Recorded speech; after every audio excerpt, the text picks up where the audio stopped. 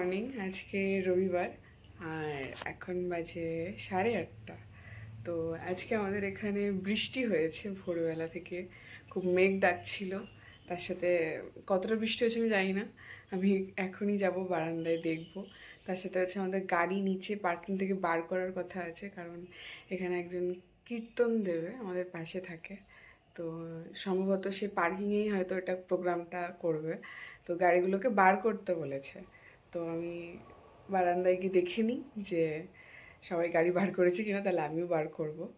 তো চলো একসাথেই যাই।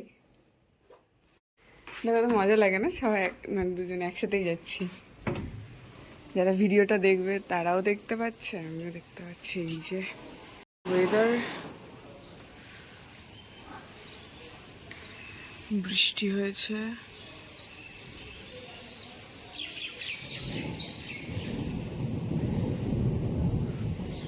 মেঘ ডাকছে, শুনতে পাচ্ছ?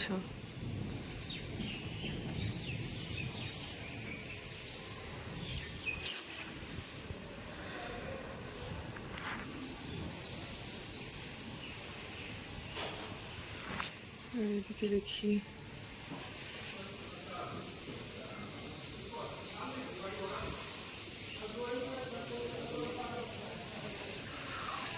এই যে পার্কিং ধুচ্ছে। কি গো, পার্কিং ধুচ্ছে, তাহলে আমি গাড়ি বার করে দিয়ে আসি। হুম। হ্যাঁ, আমাদেরটা তাহলে বার করতে হয় তো।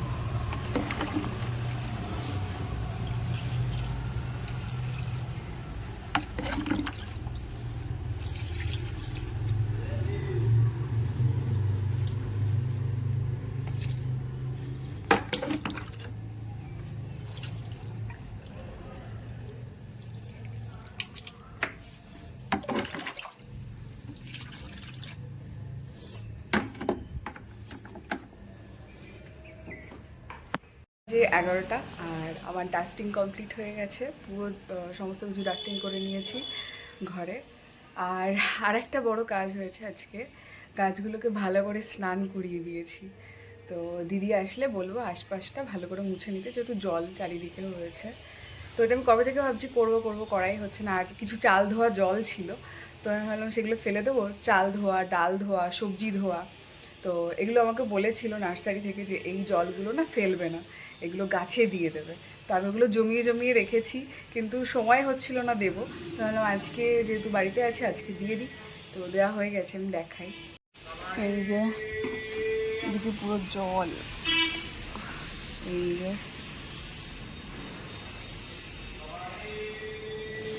আর ওইদিকে আমাদের আরেকটা মানে টোটাল 4টে বারান্দা আছে। তো ওইদিকে একটা বারান্দাতে অনেকগুলো গাছ থাকে। তো ওটাও আমি ভালো করে ধুয়ে দিয়েছি। তো ওটা আমি দেখাই।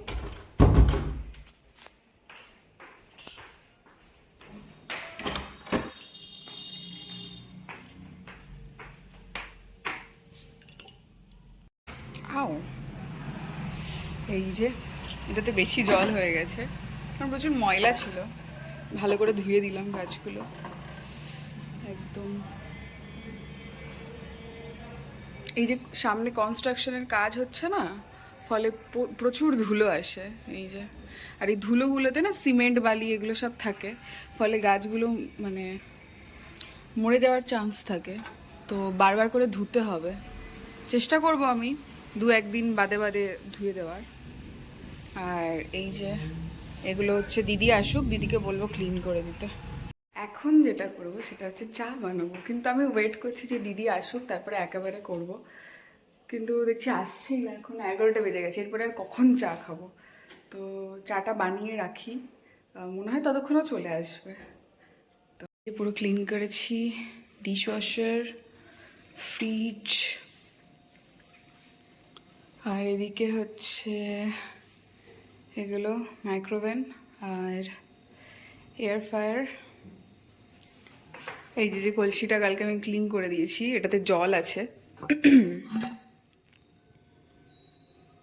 এই জলটা আজকে আমরা খেতে পারবো। আর এই যে এগুলো ক্লিন করে দিয়েছি মুছে। প্রচুর ময়লা হয় কারণ এখানে রান্না হয় না। এই যে এগুলো দেখে মনে হয় প্রচুর পরিষ্কার, কিন্তু এগুলো পরিষ্কার করতে হয় সপ্তাহে 1 দিন করে, নালে কাছ থেকে দেখলে এখন নেই যদিও ময়লা থাকে। এই যে এগুলো ক্লিন করলাম।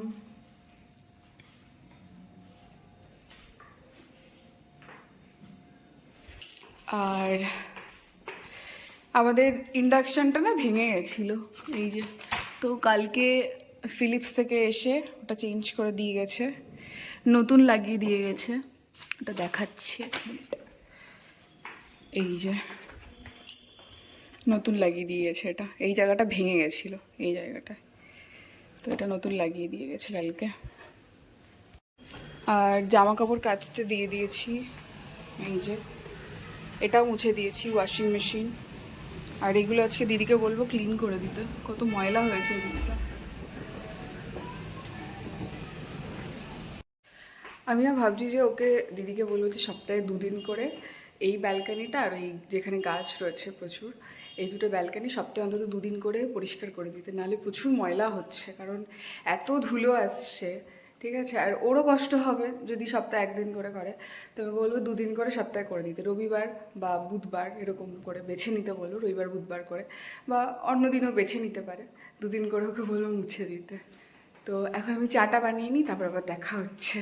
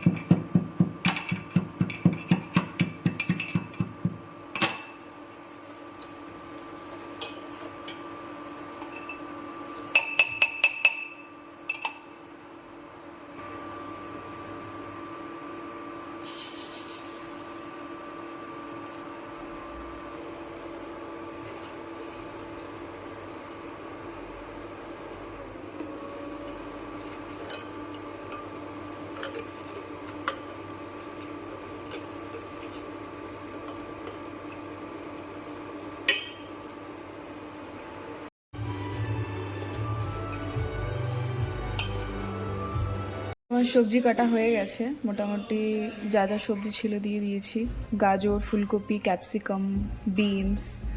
এবার এগুলোকে আমি একটু স্টিম করে নেব। আর এদিকে আমার ভাতও হয়ে গেছে, এই যে।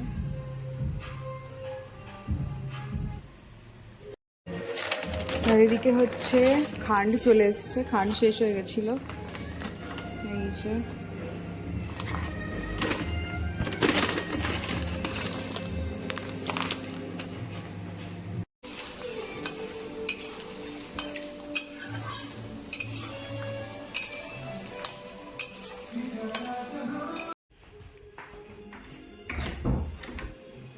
এই যে দিদি সব পরিষ্কার করে দিয়েছে একদম।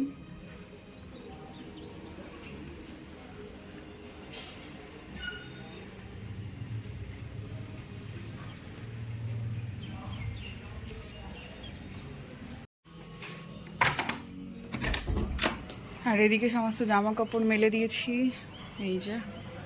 এগুলো জামা কাপড় নয়, এগুলো সব ওয়াশিং মেশিনের যে কাপড়টা থাকে উপরে, তারপরে ডিশ ওয়াশার, তারপরে রান্নাঘরের যত মোছামুছির কাপড়, ওগুলো সব আজকে কেচে দিয়েছি। আর এই যে রোদ এসে গেছে, আর কিছুক্ষণের মধ্যে এখানেও রোদ চলে আসবে।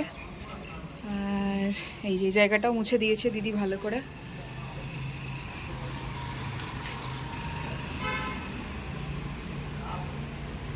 এই যে রোদ এসে গেছে, এই যে।